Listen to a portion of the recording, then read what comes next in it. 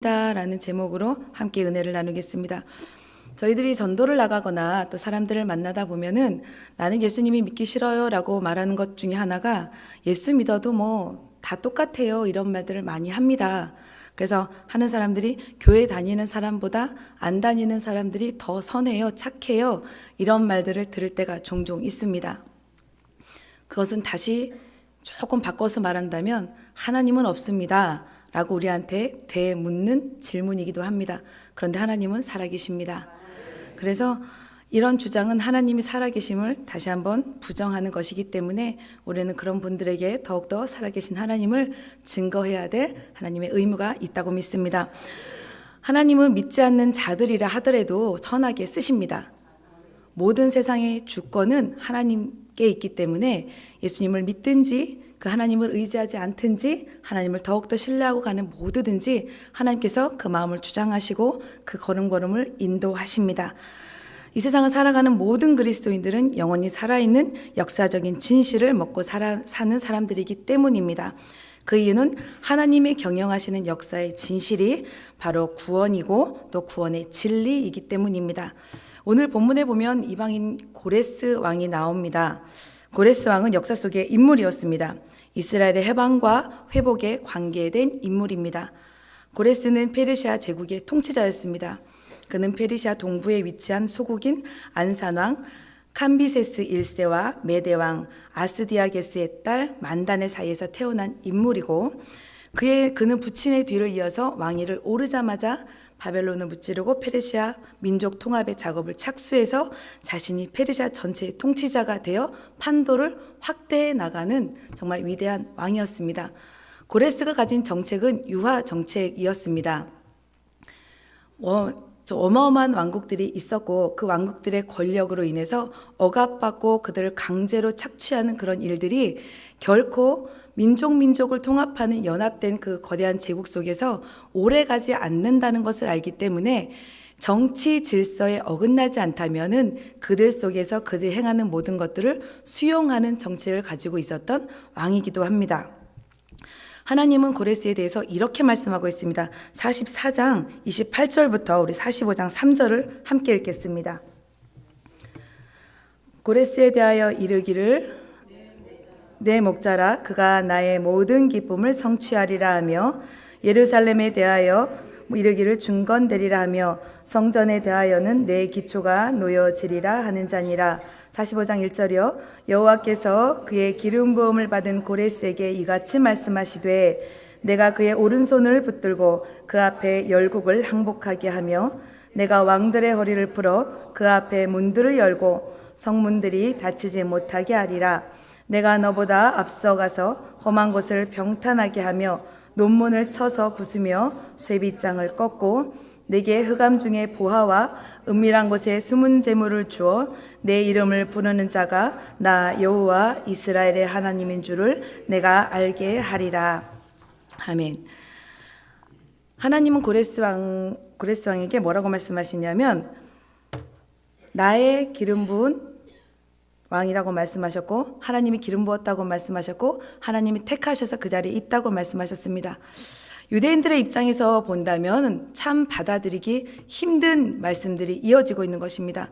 고레스를 향해서 나의 목자라 그러고 나의 기름 부음을 받은 고레스라고 하나님이 그의 오른손을 잡아서 그를 붙드신다고 하는 말은 정말로 이방인들 택함을 받은 선민이라는 이스라엘 백성들 입장에서는 정말 말도 안 되는 이야기였습니다.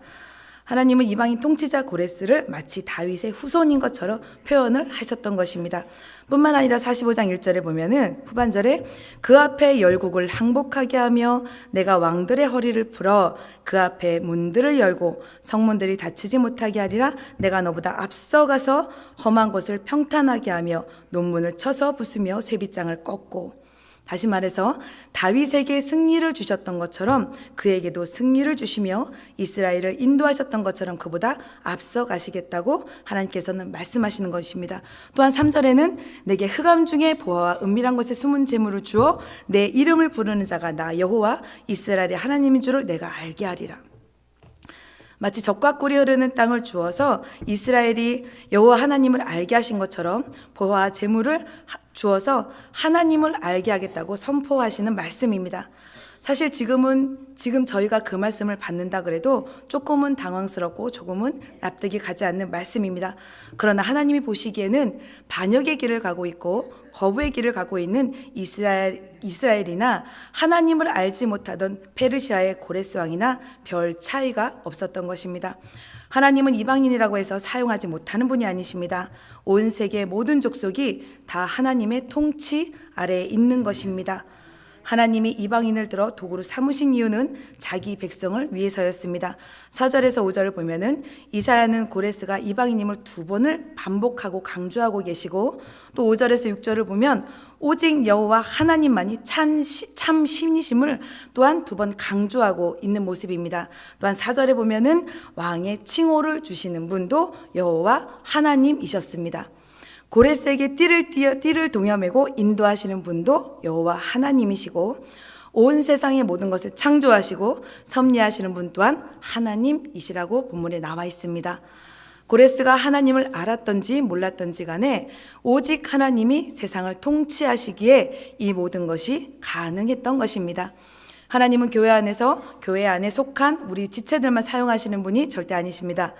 지금 우리가 살고 있는 이 세상과 또 세속 국가에서 일어나는 모든 일 가운데 하나님의 섭리가 있습니다. 그러므로 우리는 우리에게 일어나는 모든 일을 주님께 아뢰야 되고 그분께 의지하고 맡기며 그 섭리에 순종해야 하는 것입니다.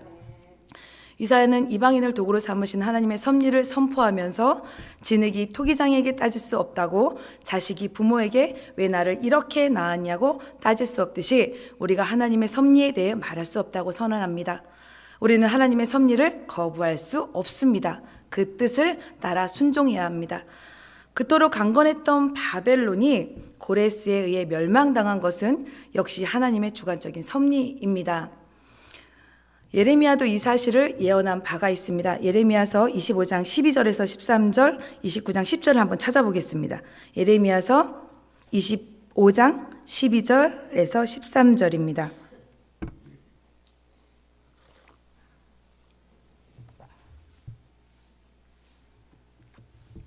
예레미야서 12장 읽겠습니다.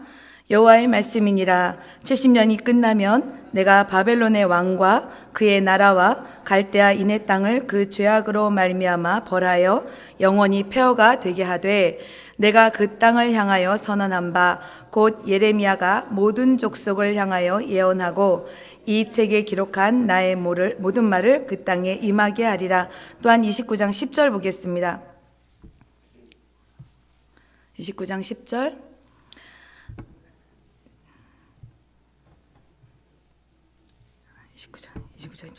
여호와께서 이같이 말씀하시니라. 바벨론에서 70년이 차면 내가 너희를 돌보고 나의 선한 말을 너희에게 성취하여 너희를 이곳으로 돌아오게 하리라. 하나님 섭리에 의해 포로되었던 유다가 아무런 대가 없이 자유를 얻게 되는 일, 이미 예레미야도 말씀하고 있고 이사야서에도 이렇게 선포되어지고 있는 것입니다. 그러므로 불신자가 세상에서 큰 일을 하는 것 또한 우리가 알지 못하고 이해하지 못하는 일들을 우리가 굳이 이상하게 여겨 하나님은 왜 이러시지라는 의문을 가질 필요가 없는 것입니다. 하나님은 교회에 속해 있건 아니건 그 뜻을 따라 하나님을 사용하시기 때문입니다. 결국 모든 것은 하나님의 섭리 아래 있다고 다시 한번 또 강조하고 계십니다. 우리는 그저 그 하나님의 섭리 앞에, 말씀 앞에 순종하며 나갈 뿐입니다. 우리가 작은 지혜로 하나님의 섭리를 이해하려는 시도 자체가 어리석을진데 우리가 어떻게 하나님께 따지며 그 하나님께 의문을 품고 나갈 수가 있겠습니까? 또 하나님은 또 이런 우리들을 아시는지 또 그런 속에서 가끔은 이해할 수 없는 일들을 행하시기도 합니다. 그러나 그 모든 것은 하나님의 큰 그림 안에 있음을 믿어야 할 것입니다. 저희들이 살아가면서 때로는 우리가 뜻하지 않는 환경이 다들 처해 주실 때가 있을 것입니다. 가장 기본적인 것은 우리가 태어나는 일입니다. 우리가 부모를 선택하거나 환경을 선택하거나 그런 일은 우리가 할 수 없습니다.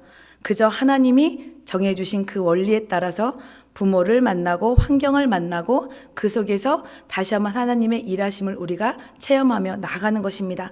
그렇기 때문에 어떤 형편이든지 어떤 상황이든지 어떤 관계에서든지 우리는 불평을 하거나 원망을 하는 것이 아니라 하나님이 하실 일들을 기대하며 나아가게 된다면 오늘 고레스를 사용하셔서 하나님께서 우리 이스라엘을 보내셔서 성전을 건축하셨던 것처럼 우리의 삶 가운데서도 하나님이 반드시 그 일을 행하실 줄 믿습니다.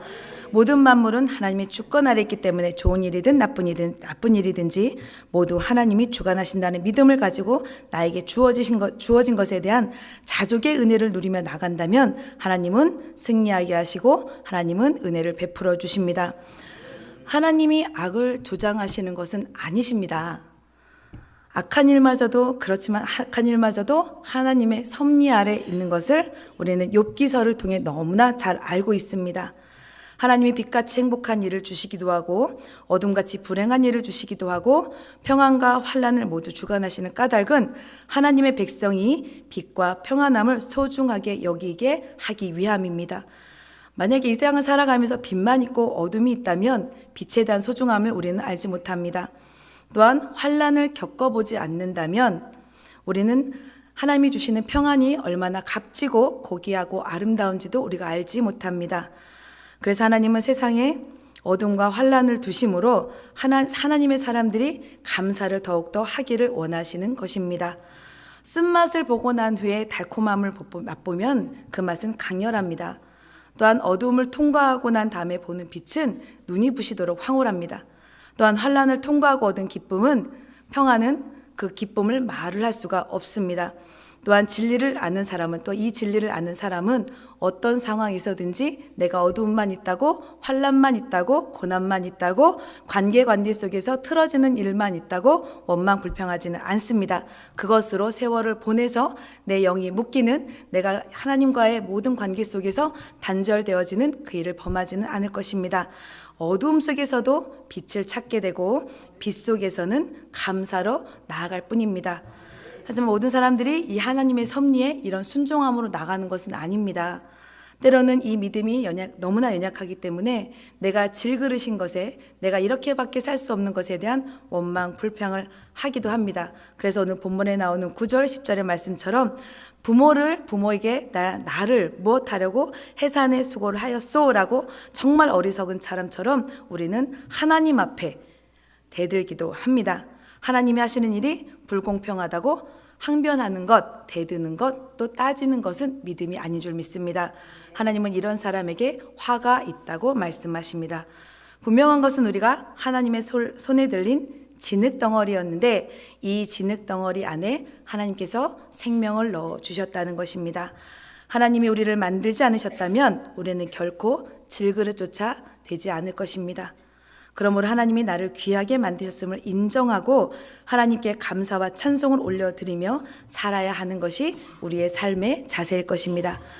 우리 눈에는 불공평하게 보여도 우리가 알지 못하는 하나님의 뜻이 분명히 있습니다. 우리를 향하신 하나님의 뜻을 분별하기 위해 때로는 연단이 필요하고 때로는 시간이 필요한 것입니다.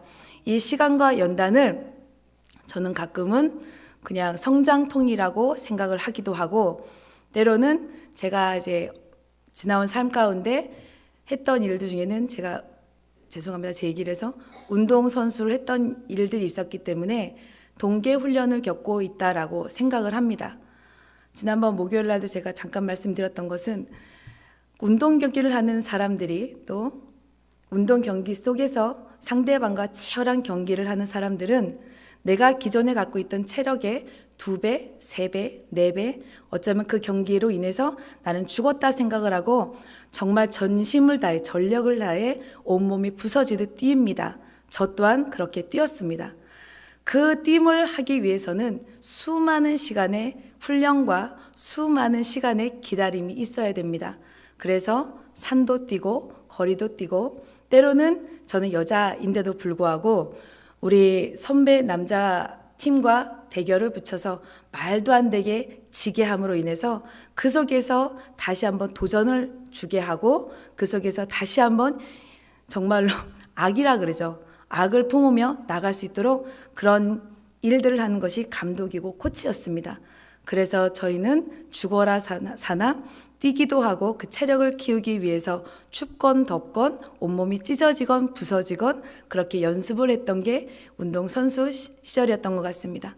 근데 가만히 저희들의 모습, 제가 지금 이 영적인 일들을 하면서 또 교회 생활을 하면서 믿음 생활을 하면서 제 속에 생기는 다른 그 비슷한 생각은 뭐냐면, 내가 영적인 일, 기도하는 일, 예배 자리에 오는 일 처음에는 너무 힘들었습니다. 운동선수로 발탁이 되어서 처음 기초 체력을 키우고 기술을 배우고 방법을 배우고 경기를 배우고 운영하는 모든 것을 배울 때는 정말 하루가 지옥 같았고 이 날이 끝났으면 좋겠다는 생각을 저는 날마다 했었던 것 같습니다. 또 내가 하나님의 부르심을 받아 하나님 전에 와서 기도하며 나갈 때도 역시 똑같은 생각이었습니다. 왜? 나는 그동안에 살아왔던 생활 속에서 내 죄의 습관이 떨쳐버리지 않았기 때문에. 어쩌면 고레스를 사용하시는 하나님은 저에게도 그렇게 다가왔던 것 같습니다. 수많은 동계훈련, 한 번도 여름이었던 적, 한 번도 한 번도 봄이었던 적, 가을이었던 적, 운동하는 기간 동안에는 저에게는 없었습니다. 늘 동계훈련을 해야 됐고, 늘 성장통을 겪어야 됐고, 이만큼이면 됐겠지, 이만큼 실력이면 그래도 가서 우리는 골 한 번 넣겠지, 이만큼이면 내가 우리 동료들하고 호흡을 맞추면서 갈 수 있었겠지. 그런데 우리 가리키는 코치나 우리 선배나 우리 감독은 전혀 아니었습니다. 다시 그보다 더 실력이 좋고 더 뛰어난 선수들을 불러서 연습 경기를 시키고 다시 한번 철저히 부서지게 하고 또 훈련을 시키고, 그 일을 반복을 하면서 우리들의 모든 것들은 나날이 성장되는 것을 보게 됩니다. 그 모든 것을 이겨나갔을 때 승리를 할 수 있었고, 그 뒤에 맛보는 그 쾌감이나 승리는 어떤 것으로도 표현되지 않습니다. 영적인 일을 하고 있고 기도하고 있는 여기 계신 모든 분들은 어쩌면 이 40일 작정 기도와 또 24시간 릴레이 기도 가운데 모두 다 그 일들을 행하고 계신 줄 믿습니다. 내가 숨이 넘어가는 적이 많아요. 동계훈련, 체력훈련은 하루에 4점을 몇 번을 넘어야 됩니다. 아침이 되면 점심이 되는 게 싫고, 점심이 되면 저녁이 되는 게 싫고, 저녁이 되면 다시 아침이 오는 게 싫습니다. 한 달의 기간 동안, 겨울에 한 달의 기간, 두 달의 기간 동안에 그 일들이 반복됩니다. 어쩌면 여기 계신 모든 분들은 이 40일뿐만이 아니라 예수님을 믿는 그 순간부터 주님이 부르시는 그날까지 그 일들을 반복하면서 지내기 때문에 때로는 내가 낙심이 되고, 때로는 내가 좌절이 되고, 때로는 내 마음에 상처가 돼서 주저앉기도 되고, 때로는 내 모든 마음의 뼈가 부서지는 것 같아서 다시는 일어나고 싶지 않을 때가 있기도 하실 겁니다. 그런 하나님께서는 그 모든 것을 아시기에 다시 한번 힘을 주시고 다시 한번 고레스를 사용하여서 이스라엘 백성들이 가서 성전을 건축하고 그 속에서 다시 한번 하나님의 기이한 일들을 체험하고 역사의 한 중심에 세워주셨던 것처럼 우리의 모든 삶 가운데 하나님은 반드시 그렇게 하실 거라 믿습니다. 이런 우리의 모습은 하나님께서 어쩌다 만들어준 하나의 그 형상이 아닙니다. 하나님의 사랑으로, 하나님의 마음으로 지음을 받은 우리들의 모습인 것입니다. 그렇게 우리의 모든 삶의 순간순간들이 우연처럼 지나가는 것은 없습니다. 섬세하고 정확하신 하나님의 계획하심이 우리의 삶에 우리가 느끼지 못할 만큼 세밀하고 은밀하게 이루어져 가고 있는 것입니다. 그렇게 우리의 삶에 때로는 이방인의 왕 고레스가 등장하기도 하고, 때로는 내가 바벨론의 포로가 되어진 듯하게 보여지기도 하고, 때로는 교회가 세상보다 못해 보일 때도 있고, 고레스 같은 불신자들이 신실한 믿음의 성도들보다 더 형통해 보일 때가 있습니다. 위에 계시는 하나님이 고레스 왕과 그의 재물과 또 그의 모든 것을 사용하셔서 우리에게 가장 좋은 때에 성전을 건축하라고 보내심을 받고 성전을 건축하게 하는 이스라엘 백성처럼 이 땅의 삶 속에서도 형통함을 누리고 우리의 소망인 하나님의 계획 속에 있는 천국을 향해 힘차게 뛰어가는 구원의 복으로 우리와 함께 하심을 믿습니다. 흙으로 만든 토기가 오늘도 부서져야지만 우리 속에 계신 성령님이 일하십니다. 우리가 부서지지 않으면 절대로 하나님은 일하실 수 없습니다. 그런데 우리는 부서질 때 아픕니다. 너무나 아픕니다. 그리고 부서지기 싫을 때도 너무나 많습니다. 자존심도 상하고 기분도 나쁘고 내가 손해보는 것 같고 나는 이러면 끝장나는 것 같고 그렇기 때문에 하고 싶지 않을 때가 너무나 많지만 그러나 오늘도 하나님은 우리의 모든 삶을 주관하시고 우리의 모든 것을 계획하시고 인도하신다는 것을 믿고 나아갈 때 질그릇인 내가 부서짐은 예수님을 더욱 아름답게 빛낼 수 있는 최고의 사랑임을 믿습니다. 이 사랑 안에서 모두가 하나님 앞에 날마다 영광되어지는 삶을 사시고 또 오늘 하루도 하나님의 모든 것을 하신다는 그 믿음을 가지시고 또 하나님의 주권을 인정하시고 하나님을 주인으로 모셔드리고 산다면 고레스왕을 사용하셔서 그 모든 백성들에게 가장 좋은 곳으로 선사하신 하나님께서 여기 계신 모든 분들에게도 그 하나님의 복으로 임하게 될 줄 믿습니다. 그 하나님의 복이 넘쳐나시기를 주님의 이름으로 소망합니다. 기도하겠습니다. 좋으신 하나님, 하나님의 은혜와 사랑을 너무나 감사드립니다. 오늘도 고레스 왕을 또 이방인들을 사용하신 하나님의 전적인 주관하심을 보게 하십니다. 우리의 삶 가운데도 역사하여 주셔서 우리의 생각이 때론 하나님과의 관계 속에서 멀어진 것이 있다면 다시 한번 돌이켜 회개하여 아버지 앞에 더욱더 신실하게 나갈 수 있도록 하나님 그 믿음과 하나님 행함의 믿음을 허락하여 주옵소서. 감사드리며 예수님의 이름으로 축복하며 기도했습니다. 아멘. 죄송합니다. 제가 헌금 기도를 안 해서 헌금 기도를 한 번 더 하겠습니다. 좋으신 하나님 고맙고 감사합니다. 하나님의 말씀 앞에 하나님의 은혜 앞에 너무나 감사해서 마음에 각을 떠서 하나님 1,000번째 예물로 또 감사 헌금으로 이렇게 귀한 예물을 아버지 앞에 올려드립니다. 하나님 내 어민 손길들 기억하여 주셔서 만갑절에 복으로 갚아주시되 영혼이 잘된 같이 범사가 잘되고 강건하여 지는 복으로 함께하여 주옵소서. 감사드리며 예수님의 이름으로 기도했습니다. 아멘. 할렐루야.